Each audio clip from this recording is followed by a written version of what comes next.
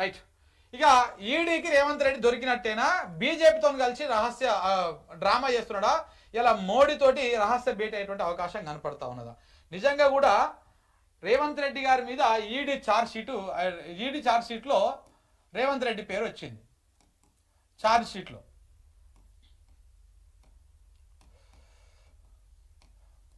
పేరు వచ్చింది. మరి ఈడీకి దొరికినట్టేనా రేవంత్ రెడ్డి? అయితే నిన్న బక్క జర్సన్ అన్న ఇంటర్వ్యూ చేసినాం మేము ఇదే వ్యవహారంలో. ఆయన చాలా కీలక అంశాలు చెప్పిండు. ఏమని చెప్పిండంటే, రేవంత్ రెడ్డి అందితనేమో కాళ్ళు అందకపోతే, అందితనేమో జుట్టు అందకపోతే కాళ్ళు, ఈ బాపతి మనోడు ఎక్కడైనా సరే తెలివి ఉండదు. అన్ని ఎట్లాంటి షార్ట్ కట్ తెలుగులు ఉంటాయి, అన్ని సావు తెలుగులు ఉంటాయి. ఎట్లా చేసిండు అంటే, కాంగ్రెస్ పార్టీని బొందబెట్టేటువంటి కార్యక్రమాన్ని ఆయన భుజాన వేసుకుని ఫస్ట్ ఏఐసిసిలో తెలివినటువంటి బ్యాచ్ మొత్తం ఉంది, ఆ కేసీ వేణుగోపాల్ అందరూ కూడా లోఫర్ బ్యాచ్ అని చెప్పేసి ఆయన అన్నాడు, నేనన్న మాటలు కాదు. ఈ బ్యాచ్ అంతా కూడా కాంగ్రెస్ పార్టీని బొందబెట్టే కార్యక్రమాలు చేస్తూ ఉన్నారు, అసలైన కాంగ్రెస్ని బొందబెడతా ఉన్నారు. తెలంగాణలోనేమో మొత్తము పచ్చ కాంగ్రెస్కి పదవులు వస్తున్నాయి, పచ్చ కాంగ్రెస్ వాళ్ళే పదవులు వెళ్తా ఉన్నారు, అసలైన కాంగ్రెస్ కార్యకర్త ఆగమైతా ఉన్నారు అని చెప్పేసి ఆయన చెప్తూ, రేవంత్ రెడ్డి ఒక ప్లాన్ చేసిండు. ఈ నేషనల్ హెరాల్డ్ కేసులో రేవంత్ రెడ్డి పేరు ఎట్లొచ్చింది? ఈ నేషనల్ హెరాల్డ్ కేసులో ఛార్జ్ షీట్ దాఖలు చేసినప్పుడు కనీసం స్పందించినటువంటి రేవంత్ రెడ్డి ఆయన పేరు ఎట్లా వచ్చింది ఆ కేసులా అనేటువంటి అంశాన్ని ఆయన ప్రస్తావిస్తూ ఒక కీలకమైనటువంటి వ్యాఖ్యలు చేసిండు. ఏమని చేసిండు? మొన్న పహల్గామ్ అటాక్ జరిగిన తర్వాత బీజేపీ ప్రభుత్వము, కేంద్ర ప్రభుత్వము, మోడీ గారి ఆధ్వర్యంలో ఉన్నటువంటి కేంద్ర ప్రభుత్వము పాకిస్తాన్లో ఉన్నటువంటి ఉగ్ర స్థావరాల మీద దాడి చేసింది. ఆ దాడి చేసినప్పుడు బీజేపీ గ్రాఫ్, మోడీ గ్రాఫ్ ఇట్లా అమాంతం పెరిగింది, ఓ స్టేజ్కి పెరిగింది. పెరిగి అప్పుడు చాలా మంది కూడా అనుకున్నారు, ఇక బీజేపీ మళ్ళీ ఒక 2 టర్ముల దాకా వస్తుంది, ఎందుకంటే పాకిస్తాన్ కొడుతున్నది కాబట్టి బలంగా బీజేపీని ప్రజలు విశ్వసిస్తున్నారు అని చెప్పేసి. కానీ ఎప్పుడైతే సీజ్ ఫైర్ ఒప్పుకున్నాడో, పాకిస్తాన్తోనే కాల్పుల ఒప్పందం మీద ఎప్పుడైతే సంతకాలు పెట్టుకొని మధ్యవర్తిత్వం వహించినటువంటి ట్రంప్ మాట ఎప్పుడైతే విన్నాడో, ఆ మాట విన్నాక అదే గ్రాఫ్, మోడీ గ్రాఫ్ అమాంతం ఢమాలు అని ఇప్పుడు దానికంటే కిందికి పడిపోయింది.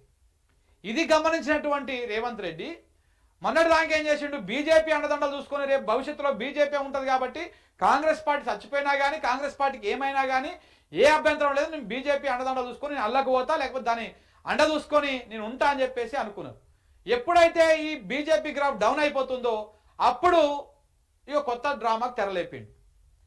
నేను ఇక్కడ ఉంటేనే, నేను కాంగ్రెస్లో ఉంటేనే మీకు ఇంకా మంచిగా ఉపయోగపడుతుంది, మీరు రేవంత్ రెడ్డిని, మీరు రాహుల్ గాంధీని కొట్టాలంటే నేను ఇదే పార్టీలో ఉండి, ఎందుకంటే ఇంటి దొంగని ఈశ్వరుడు కూడా పట్టుకోలేడు కదా, నేను ఇదే పార్టీలో ఉండి కావాల్సినంత డ్యామేజ్ చేస్తా, కాబట్టి మీరు నాకు సింపతి గెయిన్ చేసేటువంటి పని చేయండి. మీరు నా సింపతి ఎట్లా గెయిన్ కావాలంటే, ఇప్పుడు ఆల్రెడీ రాహుల్ గాంధీ, సోనియా గాంధీ మీద నేషనల్ హెరాల్డ్ కేసు ఉన్నది కదా, ఆ కేసులో ఏదో ఒక రకంగా నా పేరు కేసు పెట్టకూరు కానీ ఉట్టి పేరు అట్లా చేర్చేటువంటి ప్రయత్నం చేయండి అట్లా అని చెప్పేసి బీజేపీతో మిలకత్తయి ఆయన ఆ పేరు పెట్టించుకున్నాడు.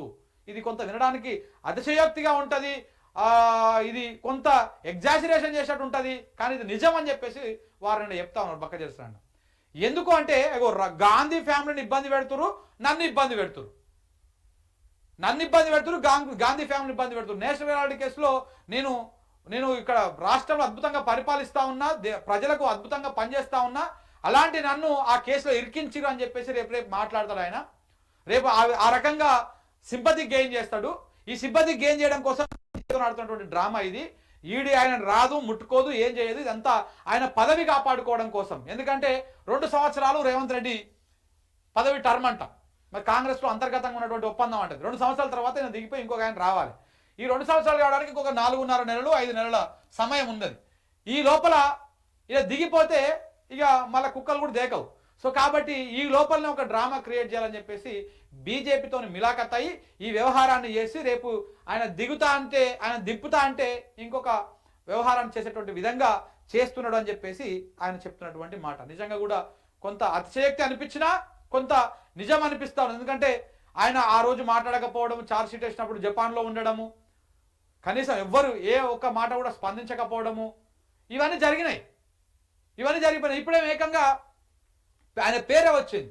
దీని వెనకాల పెద్ద కథ ఉన్నది. ఇటు మరొక వైపు బీఆర్ఎస్ వాళ్ళు కూడా రేవంత్ రెడ్డి మీద చర్యలు తీసుకోవాలని స్టార్ట్ చేసిరు. ఇదంతా కూడా ఆయన అనుకూలంగా మార్చుకున్నటువంటి అవకాశం ఉంది. స్థానం దగ్గర ఇగో నా మీద ఇట్లా కక్ష కట్టిరు, నాకు ఈ మంచి మైలేజ్ వస్తున్నదని చెప్పేసి ఒక అవకాశం ఉన్నది. ఆయన ముఖ్యమంత్రిగా ఇంకొక 3 ఏళ్లు కొనసాగించుకోవాలనేటువంటి ప్రయత్నంలో భాగంగానే ఇదంతా డ్రామా చేస్తున్నాడు అనేది చెప్తున్నాడు. ఎందుకంటే మన 2017లో ఆయన కాంగ్రెస్ పార్టీలోకి వచ్చిండు, వచ్చినటువంటి అతి తక్కువ కాలంలో పిసిసి అయిండు, తర్వాత అతి తక్కువ కాలంలో ఆయన సీఎం అయిండు. ఇప్పుడు ఆ పదవిని కాపాడుకోవడం కోసము ఎట్లయితే పిసిసి అయిండో షార్ట్ కట్స్ దొక్కి, ఎట్లయితే సీఎం అయిండో షార్ట్ కట్స్ దొక్కి బ్లాక్మెయిల్ చేసి, అట్లనే ఇప్పుడు సేమ్ అదే షార్ట్ కట్స్, సేమ్ అదే బ్లాక్మెయిల్ తోటి పదవి కాపాడుకుందాం అనేటువంటి ప్రయత్నంలో రేవంత్ రెడ్డి ఉన్నాడు అని చెప్పేసి నిన్న బక్క జెర్సన్ అన్న చెప్పినటువంటి మాట. నిజంగా కూడా ఇందులో వాస్తవం లేకపోలేదు. నిన్న ఆ ఇంటర్వ్యూ చేసేటప్పుడు ఆయన కాంగ్రెస్ పార్టీలో ఒక ప్రముఖమైనటువంటి వ్యక్తి, ఆ కాంగ్రెస్ పార్టీలో ఏఐసిసిలో కీలకమైనటువంటి వ్యక్తితో కూడా నా ముందే ఫోన్ మాట్లాడిండు, వారు కూడా చెప్పారు. సో కాబట్టి చాలా వ్యవహారం జరుగుతూ ఉంది లోపల. సో కాబట్టి ఈ అంశాన్ని కూడా మనం దృష్టిలో పెట్టుకోవాలి. రేవంత్ రెడ్డి డబల్ డ్రామా ఏదో చేస్తూ ఉన్నాడు బీజేపీతో. ఇవాళ నీతి ఆయోగ్ మీటింగ్ ఏదో ఉంది కదా, ఆ మీటింగ్ అయిపోయిన తర్వాత మోడీతోటి ఒక రహస్య భేటీ అయ్యేటువంటి అవకాశం ఉంది. అయితే మోడీ లేకపోతే మోడీ మనుషులతోటి భేటీ అయిపోయి ఈడీ ఛార్జ్ షీటు, ఈ వ్యవహారం, దీని మీద ఒక చర్చ జరిగేటువంటి అవకాశం కూడా స్పష్టంగా కనపడతా ఉంది. ఏదో బూడు బుట్టానైతే నడుస్తూ ఉంది, వ్యవహారం అయితే ఏదో నడుస్తూ ఉన్నది. సో కాబట్టి ఆ అంశం గురించి ప్రధానంగా చర్చ నడుస్తూ ఉంది మిత్రులారా.